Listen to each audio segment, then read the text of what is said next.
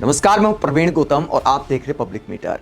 दोस्तों, वीडियो में आपको दिखाएंगे कि कैसे संसद में मस्खरी पीएम मोदी को भारी पड़ गई। राहुल गांधी का मजाक उड़ा रहे थे, विपक्षी नेताओं का मजाक उड़ा रहे थे, लेकिन खुद का भयंकर मजाक बन गया जब अंग्रेजी उच्चारण धोखा दे गया।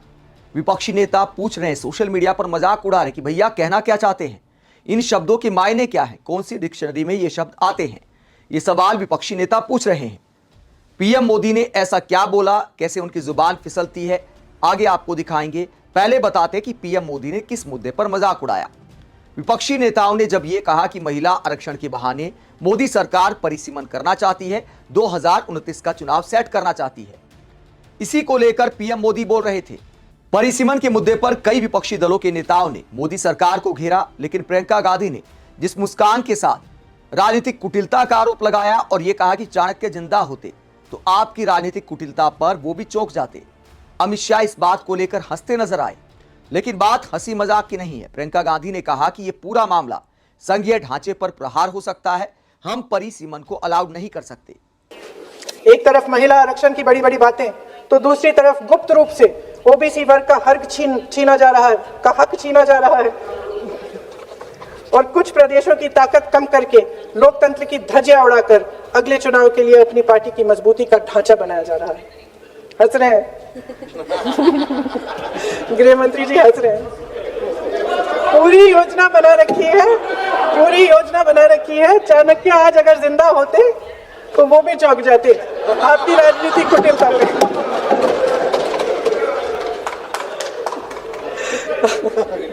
इन्होंने पूरी योजना बना रखी है, हंस रहे हैं, सहमत है मेरी बातों से। अचानक प्रदेशों में चुनाव के दौरान सदन की बैठक बुलाओ, कोई सर्वदलीय बैठक मत बुलाओ। विधेयक का प्रारूप सिर्फ एक दिन पहले सार्वजनिक कर लो ताकि विपक्ष को कोई मौका न मिले कि इस पे चर्चा का ठीक ढंग से हो। मीडिया और पब्लिक में पहले से ही चर्चा शुरू कर लो कि मोदी जी एक बहुत बड़ा कदम उठाने वाले हैं महिलाओं के उत्थान के लिए। ये विपक्षी दल के जो नेता हैं कुछ समझते नहीं हैं, राष्ट्र के हित में कुछ करते नहीं हैं, विरोध करेंगे। बेचारे मोदी जी इतना बड़ा कदम उठाने वाले हैं, सबको इनका साथ देना चाहिए राजनीति से ऊपर उठकर,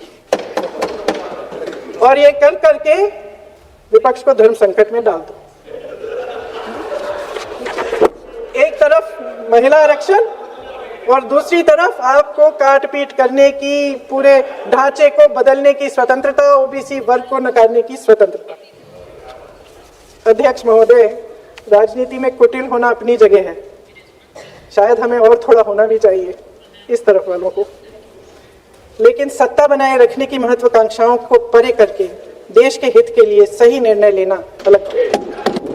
हालांकि प्रियंका गांधी का राजनीतिक कुटिलता पर कटाक्ष वाला ही भाषण तो पीएम मोदी के बाद आया था, लेकिन उससे पहले अखिलेश यादव ने और इसके अलावा केसी वेणुगोपाल ने और राहुल गांधी ने इस पार्लियामेंट सत्र की शुरुआत से पहले मोदी सरकार पर आरोप लगाया था कि परिसीमन के जरिए 2029 का चुनाव बीजेपी अपने पक्ष में करना चाहती है।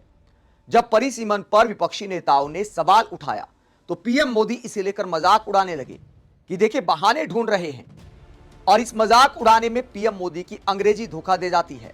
और क्या कहते हैं पीएम मोदी, जरा सुनिए। उसके बाद पीएम मोदी महिलाओं को कितना सम्मान देते हैं, आंकड़ों के साथ मोदी कैबिनेट का हाल आपको बताएंगे कि मोदी कैबिनेट में कितनी महिलाएं हैं, कितनी कैबिनेट मंत्री हैं, कितनी राज्य मंत्री हैं, कितनियों के पास स्वतंत्र प्रभार है, कितनी महिलाओं को बीजेपी ने टिकट दिया और कितनी महिला बीजेपी की सांसद हैं। एक एक आंकड़ा आपको बताएंगे।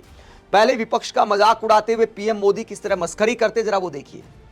बिल्कुल हम तो इसके पक्ष में ही हैं, लेकिन हम इसके साथ ही हैं, लेकिन हर बार कोई न कोई टेक्निकल पूछ लगा दी इसको।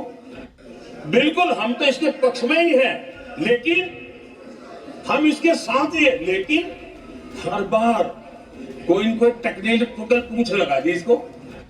बिल्कुल हम तो अब जिसने पीएम मोदी का पूरा भाषण नहीं सुना है वो पीएम मोदी की बात को समझ नहीं पाएगा। टेक्निल पुचल पूछ, मतलब ये शब्द आपने कभी नहीं सुना होगा। टेक्निल पुचल पूछ, पूछ का मतलब तो आप समझते होंगे कि पूछ लगा दी, लेकिन टेक्निल पुचल मतलब इन शब्दों के मायने किसी के समझ नहीं आ रहे। इसे लेकर विपक्षी नेता क्या मजाक उड़ा रहे हैं, उसके बाद पीएम मोदी की इस बात के मायने भी आपको बताएंगे। सुप्रिया श्नेत कहती एक्टिंग तो ठीक है, लेकिन कहना क्या चाह रहे हैं। इसके अलावा समाजवादी पार्टी के नेता आईपी सिंह कहते हैं प्रधानमंत्री ये कौन सी भाषा बोल रहे हैं, क्या टेलीप्रॉम्प्टर बंद हो गया था क्या। टैकलीम पुगल पूछ, इसका अर्थ भक्त बताएंगे। तो टैकलीम पुगल पूछ कहकर आईपी सिंह ट्रोल करते हैं पीएम मोदी को।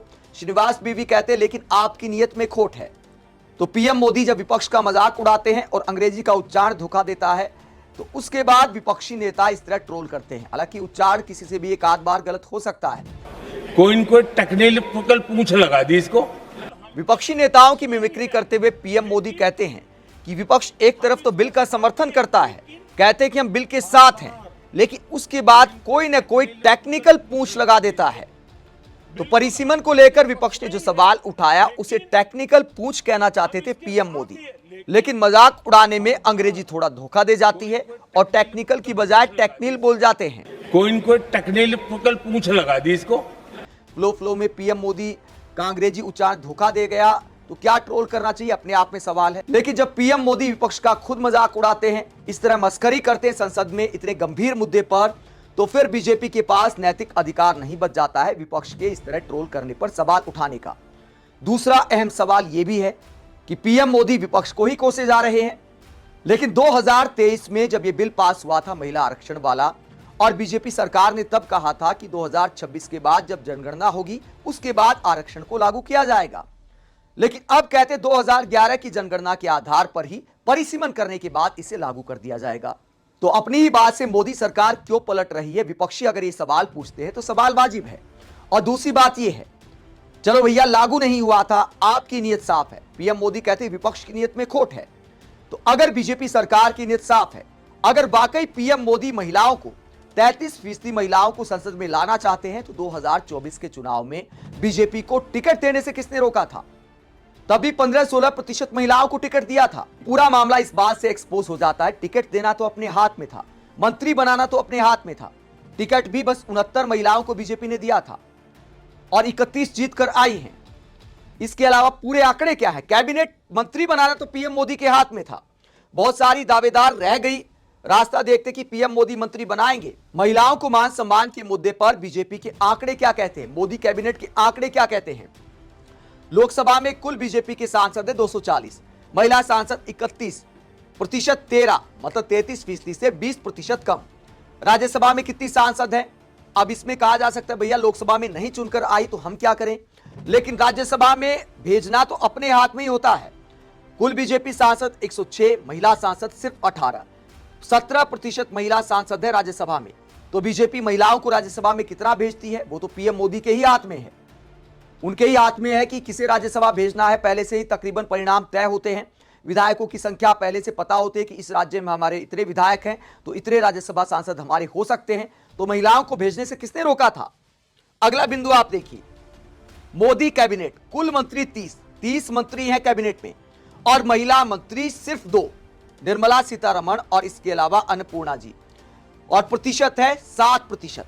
7% महिलाओं को मोदी जी ने कैबिनेट मंत्री बनाया। तो अब जब संसद भरना चाहते हैं, 850 सीट करना चाहते हैं, तो क्या दर्शक बनाने के लिए कि पार्लियामेंट में आएंगी, मोदी जी चलकर आएंगे तो मेज थपथपाएंगी, ताली बजाएंगी, मोदी मोदी के नारे लगाएंगी। अगर आपको मंत्री नहीं बनाना है, 31 महिला सांसद लोकसभा की हैं, राज्यसभा में भी महिला सांसद है, तो करीब 50 महिला सांसदों में से अगर आप 2 को ही मंत्री बनाते हैं तो फिर आप विपक्ष को कैसे कोस सकते हैं? फिर महिलाओं के लिए आपके मन में कितना मान सम्मान है? क्या सिर्फ संसद भरने के लिए महिला सांसद चाहिए या नीति निर्धारण में वाकई उनको अहम भूमिका देनी है? इसके बाद राज्य मंत्री स्वतंत्र प्रभार, कुल मंत्री 5 हैं, किसी भी महिला मंत्री को नहीं बनाया राज्य मंत्री स्वतंत्र प्रभार, 0% महिलाओं को बनाया है।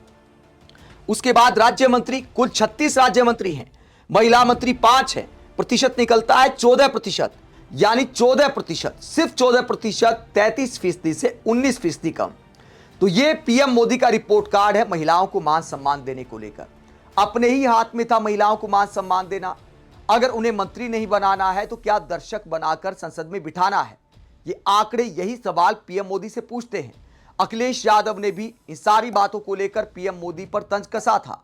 आप इस पूरे मुद्दे को लेकर क्या सोचते हैं? एक तरफ पीएम मोदी इस तरह दिखाते हैं कि मानो बीजेपी ही महिलाओं का मान सम्मान करती है, बीजेपी ही महिलाओं को अहम पदों पर बिठाती है, लेकिन आंकड़े कुछ और कहानी बयां करते हैं। आप क्या सोचते हैं? कमेंट बॉक्स में अपनी राय जरूर दें, साथ ही चैनल को सब्सक्राइब भी करें। नमस्कार।